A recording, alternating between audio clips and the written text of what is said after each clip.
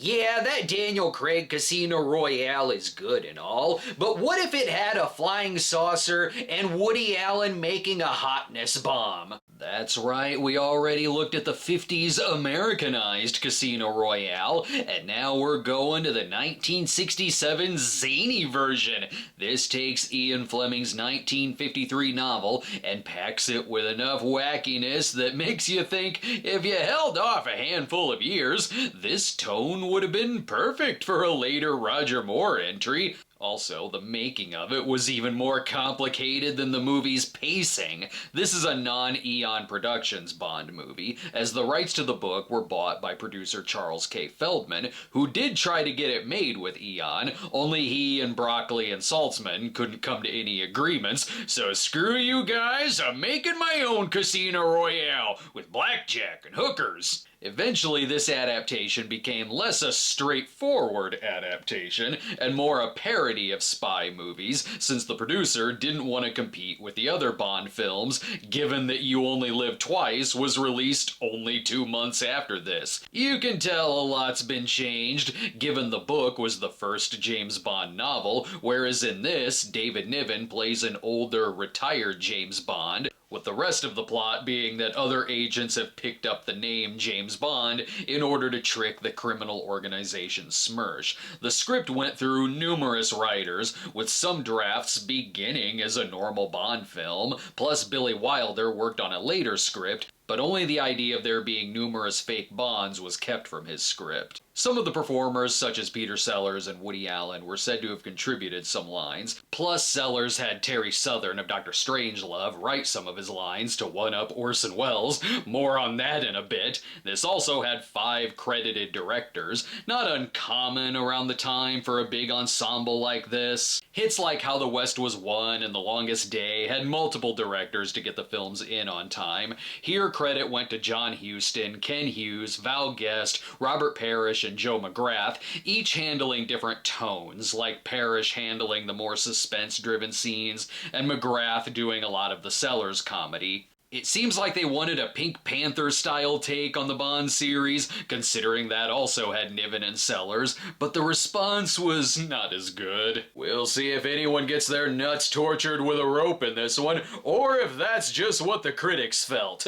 This is Casino Royale with cheese. I'm watching my video. I'm watching my video. Oh, watching my video. Sure looks good to me. Sure, they can't do the gun barrel opening in this one, but I bet they come up with something just as epic. I'm Lieutenant Mathis of the Special Police. These are my credentials. That's not as cool. Something badass is about to happen, I'm sure. Come with me. Wow, that was amazing. It opened with part of a scene. Forget any kind of plot setup. We spent a fortune on these credits, or at least a fortune on the first letter of the actors' names, not to mention the swinging opening theme by Herb Alpert and the Tijuana Brass.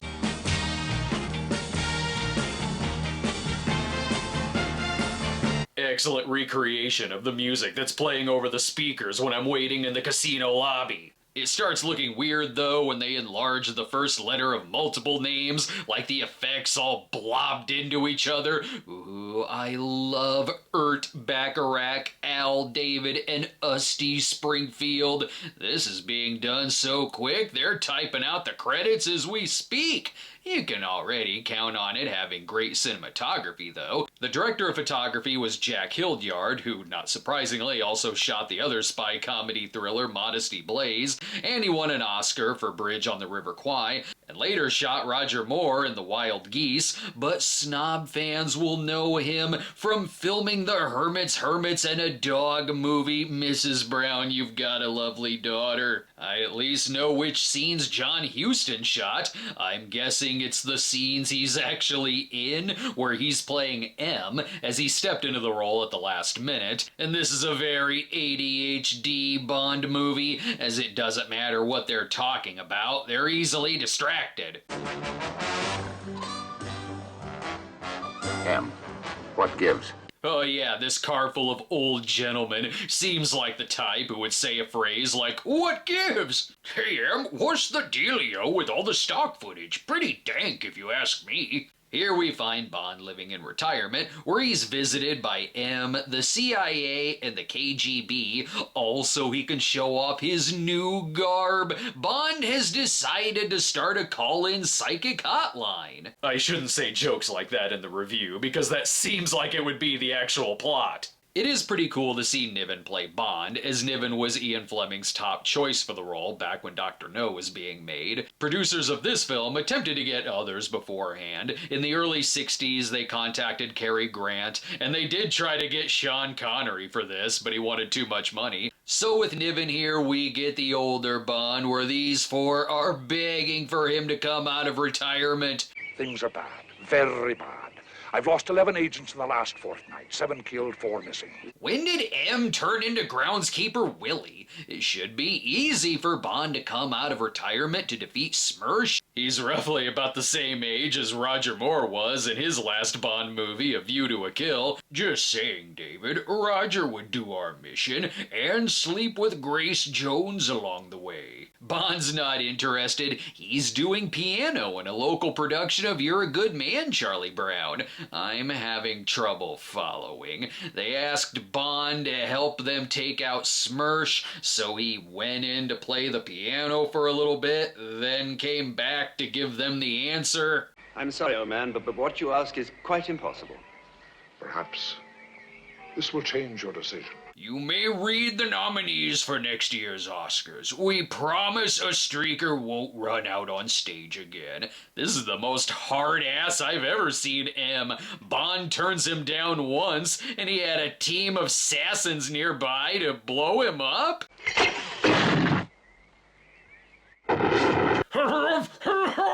You tell anyone about this and I'll blow up your cottage in the Caribbean.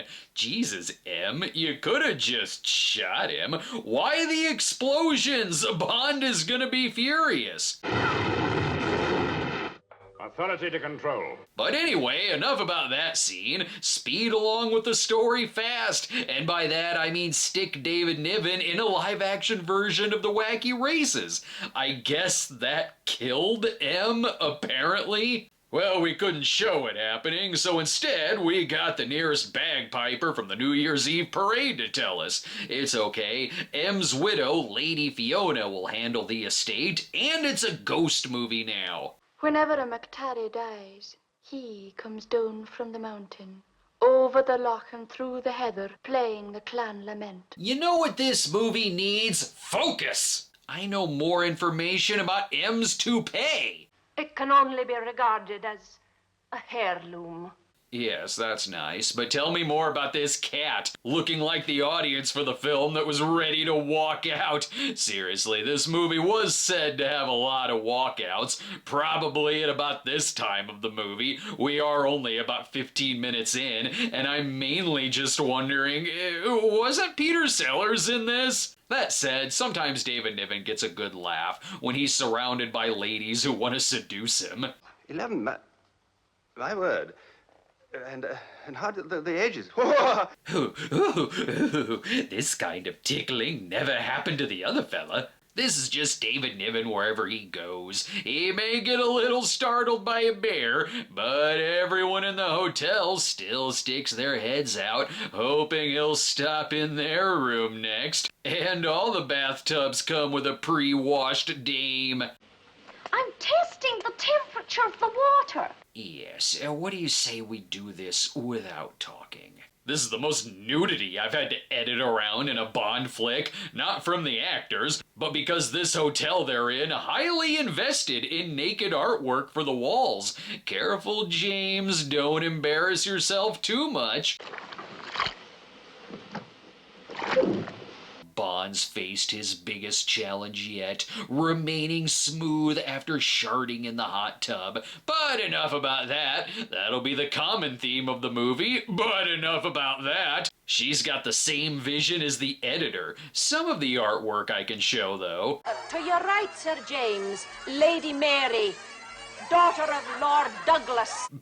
Okay, who doesn't want to see Bond hook up with the wicked stepsister? This seems more loud and annoying than trying to dine out at a karaoke bar. I know I'm only showing clips of the movie, but I assure you, I'm just as confused as you are, and I watched the whole thing. Damn, just as Bond was about to reveal his golden balls. Well, this is quite alright with me. I can finally enjoy a cigar in peace and give myself a sponge bath with M's toupee. He doesn't even care why this happened. He really just wants a quiet night of reading, which he can't even do that in peace. My heavens, Jacob Marley, you've never looked hotter. Why is this so awkward?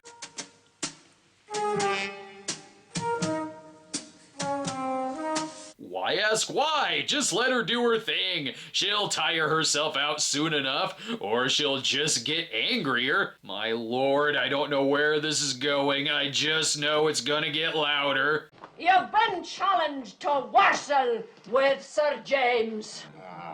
Could you at least let me put on something much cooler looking when I fight? Not even Moneypenny would be attracted to me in this moment. Ooh, I bet this fight is gonna be good. Faces are gonna get smashed in. Once they finish their warm-up of passing around the medicine ball. The script note for this was, we got a fancy house and we want to destroy it. Do it any way you can. Okay, how about people pick up a heavy-ass ball and they just keep dropping it? Works for us, that cuts down on the explosion budget. And it ain't a Herschel Gordon Lewis 60s movie, so a shattered jaw will remain bloodless. They'll still figure out a way to make a gun go off randomly. Oof, I'm starting to see why Moose Murders wasn't a successful Broadway production. So from what I'm gathering here, which is taking some doing, is that Lady Fiona is actually a SMERSH agent named Mimi who is so impressed with Bond's ability to hatch dinosaur eggs that she now wants to help him instead of kill him, much to the disappointment of the Master's wives. Or they're just angry that with all the money they have, they still have to all pack into a scienced-up VW van. You mean to tell me they can turn the Libyans' van into a time machine, but can't figure out gutters? Okay, let's take a break. Relax, she'll be fine. The rear projector will catch her like a trampoline. Flint! You're in Moscow with him. You're in his private penthouse harem. You're learning the language of dolphins with him. You're in like Flint. We're back, people. Have we missed anything? Why is this movie so random?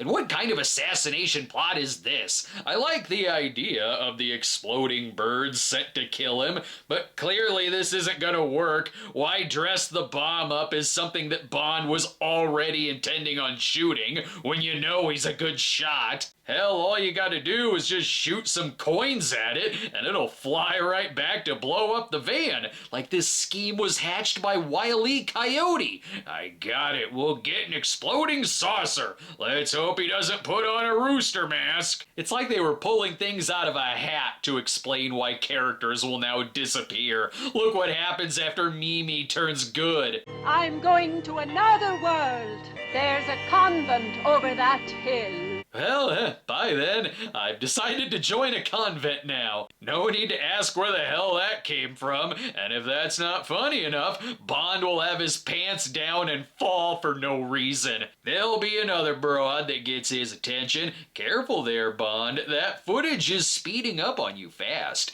She's clearly getting her orders from the League of Oversized Tables. Girls, I know this is an evil lair, but you must be tired of trying to reach for the coffee that was placed 5 feet out of reaching distance moments. Is it really necessary to have the toy cars recreate the chase that you're already watching on the screens behind you? Are the toys just there for when it's take your child spy to work day? I'd like to see you recreate this with Hot Wheels. Serves them right for leaving their piles of wood in the middle of the road. The Cannonball Run made more sense than this, which would have been a way shorter movie if all their vehicles were as easily explodable as this. Yes, she lived as she died. Hot. So I guess Bond is the head of MI6 now? Sure. Good Lord, Moneypenny, you haven't changed a bit. Bond is terrible with faces here, I guess. Actually, I'm Miss Moneypenny's daughter. Challenge accepted. So, where's the Lois Maxwell Moneypenny? Apparently, she also joined a convent when Bond retired. Or maybe she was just busy being in the other parody, Operation Kid Brother. There's elements of the plot I like how all their agents keep dying because they're so horny, which makes it easy for the female assassins to seduce and kill them. It's depressing that the word secret agent has become synonymous with sex maniac. And who would be the first agent to go? Soda? Yes, please. Well, number one of the Secret Service, Her Majesty's Top Gun, of course. There is a sigh of relief when it finally introduces his nephew, Jimmy Bond. I have a very low threshold of death. My doctor says I can't have bullets enter my body. Thank Christ you're here, Woody. This kind of bananas I can get behind. There's more laughs in this 1 minute scene at the firing squad with lines like, I'm gonna write an angry letter to the Times, than there is in the previous 40 minutes, even if the scene is still random. Okay, where'd that come from? But that is followed by a really funny sight gag where he climbs the wall and on the other side is another execution going on. But back to the not as funny movie where, I don't know, Moneypenny is tasked with making sure the remaining agents can be trained in ignoring advancements from hot chicks and taking notes on who's a bad kisser. Okay. Their first recruit is Cooper, played by Terrence Cooper. Easy enough. He's the first to be codenamed James Bond in order to confuse Smersh. Now his training of saying no to sex can continue. How about some skin diving? Not today, Lorelei. A simple no thank you would have done the trick. This plan will work perfectly if the only thing they do is just kiss him and then do nothing else. Can't I just wear a wedding band or something to show that I'm taken? No, it's the 60s. That ain't gonna work. You gotta flip them over and pray they don't just shoot you afterwards. But meanwhile, as Ursula Andress returns from her Sonny and Cher Variety Hour appearance, well before Maude Adams appeared in multiple Bond movies, Ursula was here playing two Bond girls as well. First was Honey Rider in Dr. No, and now she's playing Vesper Lynd from the novel Casino Royale. I'm guessing this won't end the same way. Here she's another retired agent who Bond hires to recruit more agents to be his fake 007s. And that agent, oh hey, Peter Sellers is back in the film. And like the Woody Allen scenes, the movie does get more interesting when he's in it. Their chemistry is actually pretty good. He plays Agent Evelyn Tremble, and you goddamn right he's gonna accept her invitation for tea if they can figure out her house. Sorry, I accidentally answered the oven first. Or is that the garbage disposal? Trick question, it's both. The TV also serves as a wine cellar. You can tell multiple directors made this because this section also gets way more stylish. The look of love. This is a pretty good sequence that gets nice use out of The Look of Love, sung by Dusty Springfield, and written by Burt Bacharach, which got the film an Oscar nomination. With all the problems this movie has, this is a pretty well-deserved nomination. The cellar scenes also work in that this is the plot line that actually does come from the book, and he plays it fairly straight. He is funny, but with very Bond-style funny lines. He's not just Inspector Clouseau put in a Bond movie. He does sort sort of work as a younger, more inexperienced Bond. Like, his suaveness is almost there, and I could picture Connery saying this. Do you get many complaints from the neighbors? However, I don't know how much I'd see Connery's Bond doing this. He'd be wearing a much more stylish romper. Where it does turn into a Sellers type role is when they do the montage of him trying on different hats and comedic accents. And if you've seen Sellers movies where he plays multiple characters, like Undercover's Hero, you know one of them will be Hitler. Like, why? What mission would require you to dress like this? But like I said, it's still the most like the book. This is when she tells him of the plan to take on Le Chiffre at the casino. But unlike in the other versions, here he's dressed like Napoleon. I put up the money, you play the game, and we split 50-50. Okay, but is it cool if I still dress like Inspector Sherlock Dorf? Also here, he has to go to, no joke, James Bond training school, where, okay, seriously, what is going on here? Why all of the Hitler stuff all of a sudden? Is Hitler back? I think we should be dealing with that before anything else. It goes without saying that if anything was gonna be zanier in this version, it's gonna be the Q branch scenes. The hat is aimed, thus. The gun is fired, thus. Why does Smirsh need to do anything? Q is already making the agents brain dead. Plus, the product placement is really working for me here. No, not the TV watch, but more so, I want one of those Q branch teacups. But enough about that. Bond finds out that he has an estranged daughter named Mata Bond, so best send him to her via donkey, because the common phrase in the writer's room was, sure. Did you think it was gonna be a simple meeting? No, nothing in this movie is simple. Are you crazy? You'll be too wowed by the gorgeous cinematography to ask any questions.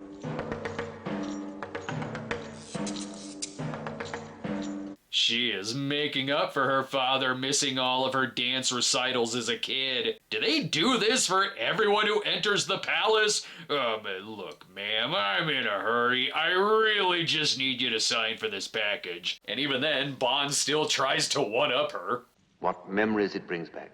Paris, Berlin, Vienna. I get it. You've been places. We'll take another break. She hasn't even done the encore yet. Neil Connery is too much in Operation Kid Brother. Operation Kid Brother is too much for one mother. We're back. Are Bond and his daughter getting to know each other after all of these years apart? You're the very image of your mother, and every bit as beautiful. You knew my mum. Yes. Maybe you could give me a clue. Was it Pussy Galore? Jill Masterson? Tell me it's not Rosa Klebb. But enough about that. Could you sit closer? I can barely hear you. Could we at least put a large table between us? Now they're just knowing too much about each other. Well, I am the celestial virgin of the sacred altar. Ha, I see you've acquired your father's sense of humor. Relax, it gets weirder. You know, if you weren't my dad, I think I could fancy you. Ew! For the love of God, cool them both down. This is getting really icky really fast. As for the, alright, what's this plot again? Well, you see, he's recruited her to infiltrate an international au pair service, which may be a secret training ground for Smirsh agents. 'Cause there ain't enough already going on in this movie, Jesus Christ! This ain't too much for one James Bond, it's just too much. What gave it away that this isn't a real nanny service? Is it that it's located in the red light district? Or is it that the inside is, the Netherworld from Beetlejuice? Are you sure this isn't some kind of swinging LSD satanic cult? Who are you? What do you want? Here to enroll as a student. What are your qualifications? This movie needs to be more 60s. They just give away their whole plan quick. We train Russian spies for America. America? And American spies for Russia. Very democratic. Are you sure you don't want to just run an interior decorators organization? I'm just saying you're all quite good at it. Or at least open up one of those bitchin' themed hotels. Und hier ist our class in karate und self-defense. As you can see, this is Neil Breen's room. I think the place is only designed this way for physical comedy. My battery needs recharging. There truly are no small parts. This does actually tie into the Lashif Evelyn Tremble plot, where this group wants to sell military secrets via an art auction as a way for Lashif to make money, especially because he's in a huge debt to them due to his gambling addiction. Any other clues that I'm sure are hidden away tightly? Oh, well, that was easy enough. Why is the lever for your secret lair on something that everyone will use? There are some funny back and forths in this sequence, where the dialogue is in full snappy mode, like this part where the different countries decide on if they should sit or stand when bidding. We'll do our bidding sitting down. We stand, we bid. We no stand, we no bid. And the British? Well, I don't know, actually. A sort of a bit of both, I suppose, really. While they're arguing about the best protocol to bid on blackmail photos, that gives Mata enough time to get help from Stan the caddy about destroying the pictures. Wage war! Well, I'm back to not knowing what the hell is going on again. They think the war footage on screen is real simply because it's in motion? Every plan in this is hinged on the villains being the dumbest human beings alive, and whose death will be the most slapsticky. Well, that was stupid. Give me those films. That one, on the other hand, was hilarious. If I could turn a negative into a positive, I don't know if the heroes are gonna live or die. That is unpredictable, sure, but it's also because it's the kind of film that kills someone off the second they're done with their plot line, so we don't have to ask where they are. Whatever, I'm still asking that of the people who are still in it. Wasn't Woody Allen in this movie? And what about Terrence Cooper? Where'd he go? And William Holden is in it? This guy, however, ain't gonna be around long. The ship speaking.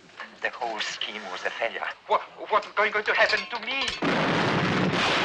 He knew he was gonna use that specific phone? Did he make bombs out of all the phones in town? No matter, Sellers is back. I'll bet the flight was delayed, and that's why we needed the Mata Bond plot. He is jet-lagged hard.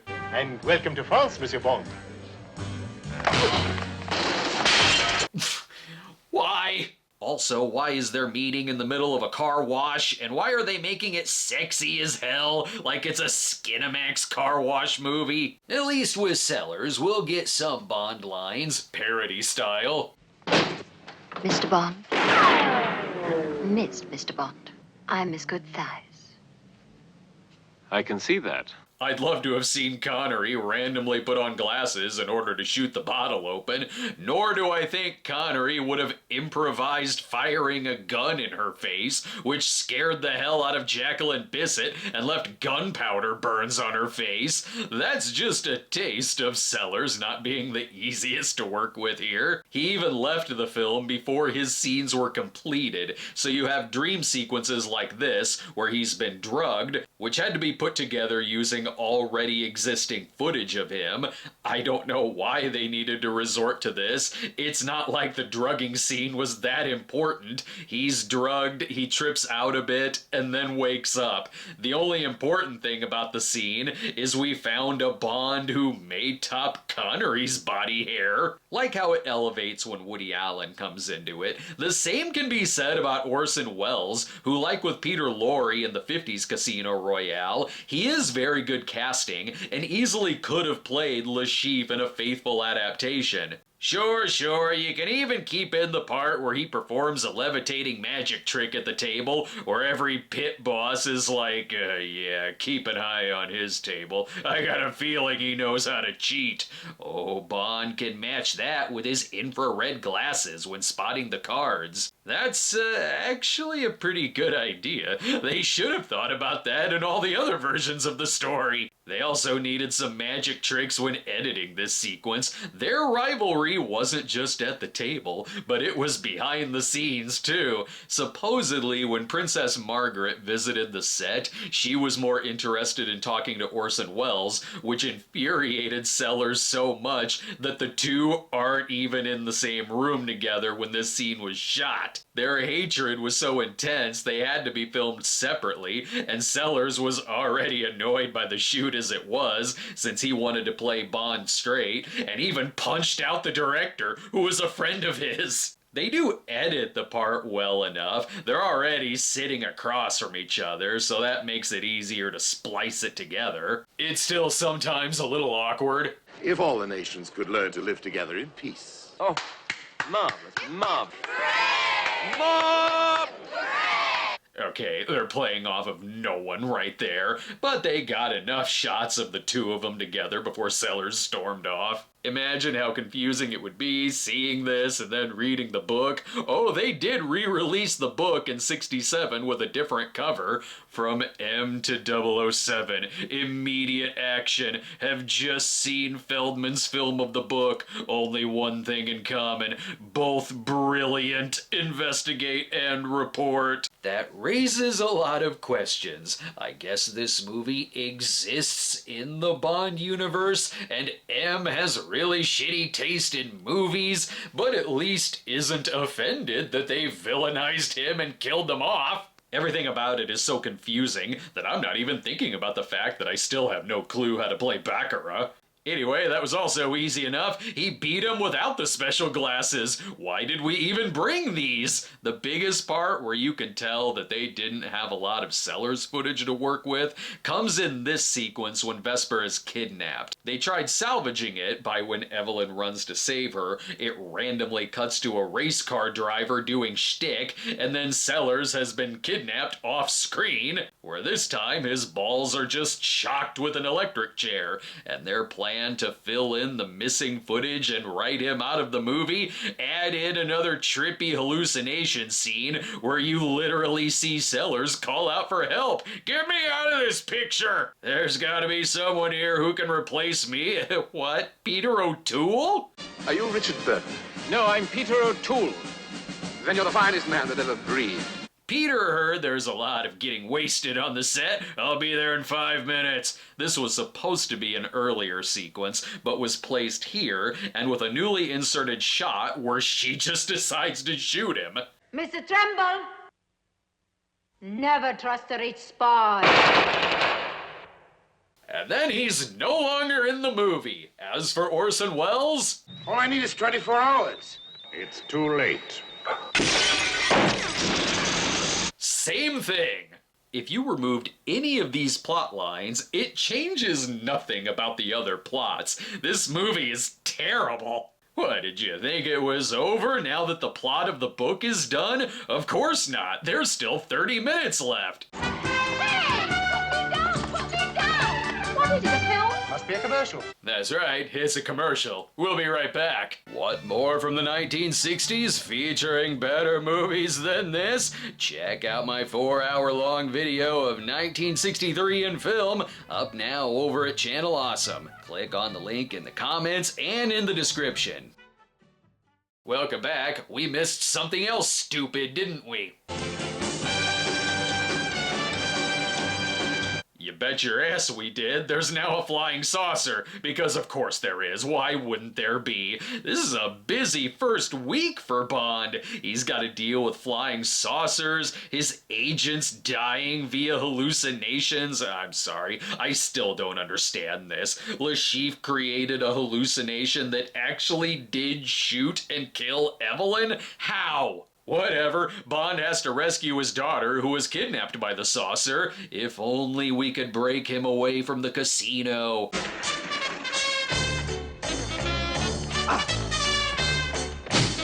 On second thought, let's not go to the 60s. It's a silly place. I'm guessing this has something to do with Woody Allen's character, or it has something to do with building a deadly chocolate factory. This is like Joel Schumacher making a direct follow-up to Thunderball if Woody Allen was delightfully cast as the Riddler. Here he's mute around Bond, but is still the funniest thing in it. This germ, when distributed in the atmosphere, will make all women beautiful and destroy all men over 4'6".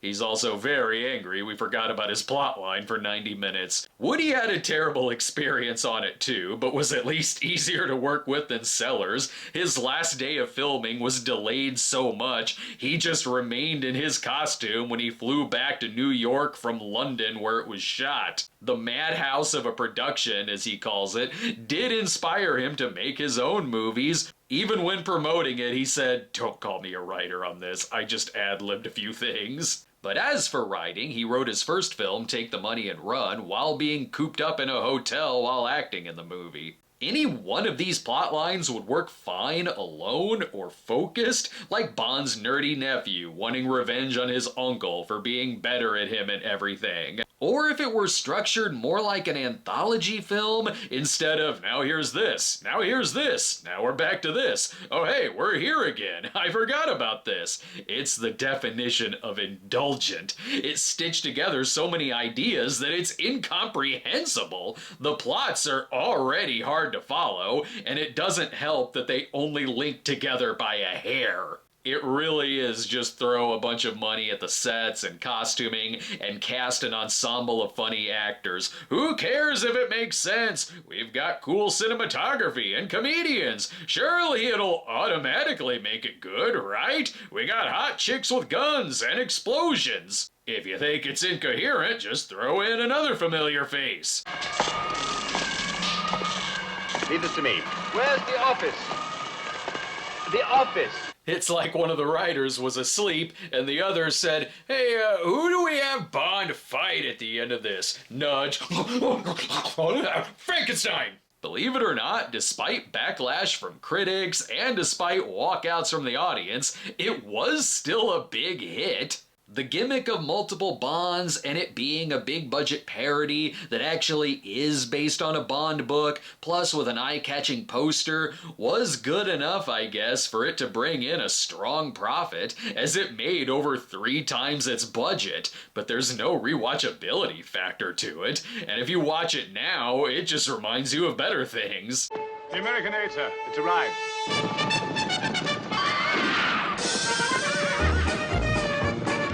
For instance, you could just watch Blazing Saddles instead. This is the movie that critics think 1941 is. Both are big, bombastic ensemble comedies, but at least in that, I was never confused. The plots do merge, and there was thought put into where the story beats are placed, and it was a lot funnier too. Here, there's no method or flow to it, and it went over so bad that even Broccoli was receiving hate mail despite having nothing to do with it.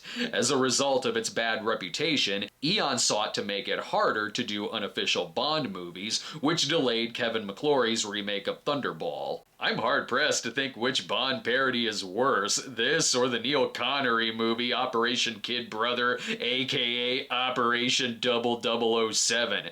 The Neil Connery one was easier to follow. I wasn't asking, why does it look like a zoo now? Why is the roulette wheel flying away and shooting at them? Who created that thing, and why? Why is there a chimp? And do you like bubbles? And why are we in the sky now?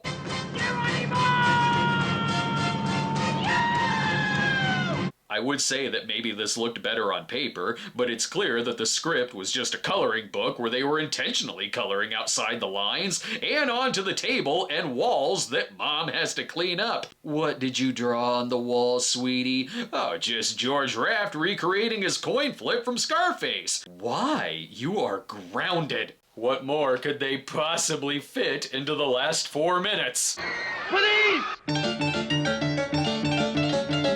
Oh, it's a silent film now, naturally. But unlike the Neil Connery movie, I did get a few laughs here, mainly just some of the Sellers stuff and Woody Allen stealing the movie, and thanks to Jimmy Bond, it does mercifully end because of his explosive hiccups.